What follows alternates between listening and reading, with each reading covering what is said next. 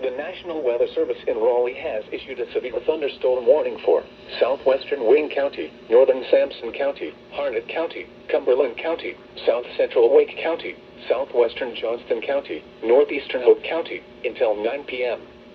At 8:15 p.m., a severe thunderstorm was located near Pope Air Force Base, or 8 miles northeast of Fort Bragg, moving northeast at 45 miles per hour. The storm has a history of producing wind damage. Hazard, 60 miles per hour wind gusts and penny-size hail. Source, radar indicated. Impact, expect damage to roofs, siding, and trees. Locations impacted include Fayetteville, Lillington, Fort Bragg, Garner, Fuquay-Varina, Dunn, Angier, Benson, Godwin, and Pope Air Force Base. This includes the following highways: Interstate 95 between mile markers 90 and 41. Interstate 40 between mile markers 311 and 351.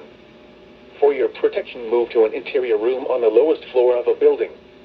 Repeating, a severe thunderstorm warning has been issued until 9 p.m. for the following counties in North Carolina: Cumberland, Harnett, Hoke, Johnston, Sampson, Wake, and Wayne.